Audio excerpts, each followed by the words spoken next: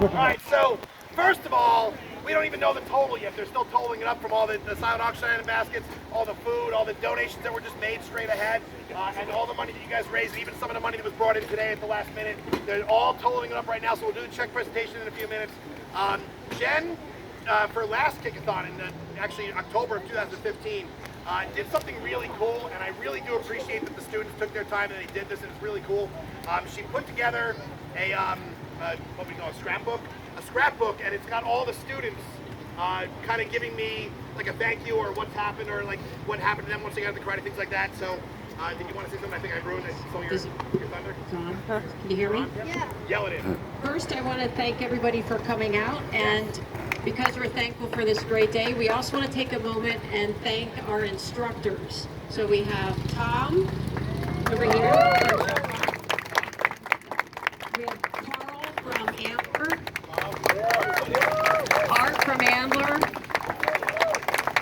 There's Leon. Leon here. And then other Leon. Allie. Where's Allie? Allie's back there. Allie's back here. Allie. Okay, back there. And Master Pfister. I hope I didn't forget anybody else. We were in class the other day, a few weeks ago, and Master Harry was showing somebody something while the rest of us were in line working on forms. And in the middle of that, he caught that, I think it was Tori had a question about something. He caught something that she was doing. And she said, how did you catch that? You're working with this other person and you saw what I was doing here. And he said, well, I do one thing well, and that's it. And I thought about that at home, and I thought that isn't true. First of all, we can recite the combinations in order that we learn them really, really fast. 6, 7, 3, 2, 5, 4, 18, 8, 9, 12, 14, 15, 16, 17, 18, 19, 20, 13, 26, 10, 20, 21, 22. I have two things I do really well, apparently. He's also very creative. I've been here about almost 3 years. I've been to 270 classes, and we've never had the same class twice. He's always coming up with something new for us to do. He makes us laugh. He inspires us to do better at our art. He's funny, and he's wise. He and Steph just celebrated their 20th wedding anniversary this year. So he must be doing something right. But when we're on our deathbed, it doesn't matter how much money we have or how many skills are on our resume or how many fidget spinners we end up with. What matters is how we're remembered as a person. And we all love Master Harry and all of our instructors here. These are the kind of teachers that make any subject fun. They just have that special talent. So thank you, Master Pfister. Thank you. And for the adults. For the adults out there, if you guys think this looks like fun, it is. So come join us. The classes are cheaper than therapy. You can leave all your stress in the dojo or outside the dojo. I thought one day, Harry's always in a good mood. I have never seen this man in a bad mood. And I think maybe that's why, because he's always doing karate. So we have some pages out to your book. That's awesome. And thank you for being the great teacher that you are. Thank you.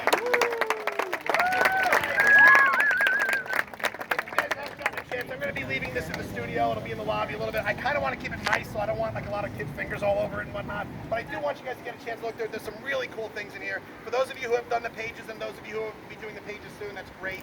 I appreciate this more than you realize. A lot of what I do when I teach is I've been accused of caring too much sometimes. I get invested in the students. I want them all to do well. I genuinely get excited when a student breaks through something and does something really good, when they wow themselves, when they surprise themselves, when they do something that they didn't think they could do. And that kid or that adult sometimes gets that little boost of confidence. That is the coolest thing for me. And watching a kid go from no confidence to some confidence, to go from some confidence to confidence to be able to stand up for himself is what really makes this job worth doing. I hope you never ever have to throw a punch or a kick or a block in self-defense. I hope that this, what you're learning, never ever gets used. But if it does, I hope that it works. However, more importantly, and just in the last few months, there's been a couple of stories, one of which was actually with my own son, about how things were handled. And the teachers and the counselors that were involved were very impressed by how they handled it. How the person that went to the guidance counselor to the teacher, stood up for themselves. And what they called it was, what was it, representing themselves? Or advocating? Or, they were advocating for themselves. And the guidance counselor that called me about John talking about that was very impressed with how he handled it. And I've heard about 5 or 6 stories just this year from students that were under a situation where a bully was bothering them, and they didn't let it bother them. You know, there's students, I can tell you individual stories about so many students. I've got Casey, who every time she walks in the door, I try to mess with her. Not once has she ever looked at me with anything less than a smile. I try to mess with my students all the time.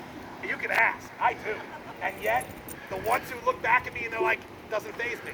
That's my favorite thing. The fact that they don't get bothered by it. The fact that they can go through things. They can get up in front of a group of kids and peers and adults and yell go, or say I'm going to do front kicks. That to me is such a cool thing. And as a parent, I understand how big a deal that is as a parent watching other parents do that. For me personally, the martial arts journey has been a very strange one, a very unexpected one. I know many of you know my backstory. I went to school for mechanical engineering and computer science. I was a math and science geek in high school and college. Was more on the nerd side and was probably more on the victim side than anything else. I was never really bullied physically, but mentally and emotionally, I was always, kind of kept out of the loop. I was never the cool kid, never the cool and proud kid. And I've had parents and even kids that have come to me and said, those stories that you've told about how you were when you were a kid, that means so much more to me than you were the cool kid and you were the jock in high school and you became the jock in karate. I was a nerd. I was never in athletics. I never did baseball or soccer or football. I did bowling and chess club. I was the captain of the math team in high school. If that didn't get me beat up, I'm not sure how. But the kids that are nowadays, I have students that are in Honesty to Mind, that are excelling in their subjects that they're really good at. That stuff makes me so proud. And even though I'm not their parents, I can't have that same level of pride. I do actually get proud when your students come to me and they say, guess what I did? And that stuff is the coolest thing to me, because guess what I did? The story of me breaking comes from that kind of story. When I first started in the martial arts, I won a free week of lessons by putting my name in a pizzeria in a drop box. And the instructor called me up. I still remember I was half asleep. I had scheduled my college classes to take them later in the day so I could sleep in the mornings. I got a phone call around 10:30 that woke me up. Answered it. He said, you won 2 free weeks of lessons at the karate school. I'm like, no way, I've never won anything. This is great. I've never won anything ever. So I said, I'm going to come in and try it, thinking that as the bowling guy and the chess guy and the math guy, I would never be good at it. One thing that my instructor did that day was he made me think I was good. I know now I was not. I have video proof of me in Illinois. It's terrible. But he made me think that I was good and that I could do this. And that kind of kept me interested for a long time. And I've always been the kind of person who likes to take stuff apart and put it back together again.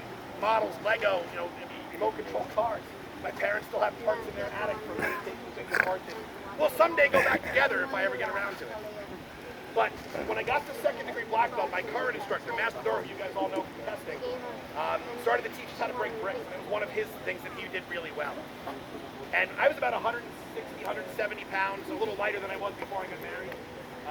My wife's a very good cook, but she cooked for 12. And I was the smallest guy in the group that he was teaching how to break. My best friend in the martial arts, Todd, had broken along with me. We trained together. We had the same basic skill level, but he was about 75 pounds heavier than me at the time. Mostly muscle, just a big, strong guy. And when we were set up to break bricks, we did it with a palm strike first. And Master Dora taught me how to break. And I got in position, I broke a brick finally. It was a huge, huge boost to my self-confidence, especially considering, as a nerd, breaking concrete doesn't make sense. Bones break, concrete doesn't. You fall down, the ground doesn't break, you do. So, to break concrete with my hand was a really cool thing for me, and it empowered me. And I was able to get through 2 with a palm strike back then, which is a big deal. Breaking 2 bricks is no joke. Anybody who's seen it at a tournament breaking bricks, very, very impressive deal. The thing about that, though, that impressed me was that when Todd finally broke 1 brick, and he was a very good martial artist, but when he finally broke 1, he goes, this is too hard, I don't want to do it anymore. And to me, that was the first time I kind of had a leg up on Todd, because he was always the bigger guy, the stronger guy. We were pretty close in technique, but he was always the bigger, stronger guy, so it was never a fair fight, if you will. When I was able to break bricks, and he wasn't really into it that much, that turned me even more on, and it kind of got me the bug, if you will. When I learned how to break more and more and more, I started competing in tournaments. I competed in a tournament up in Massachusetts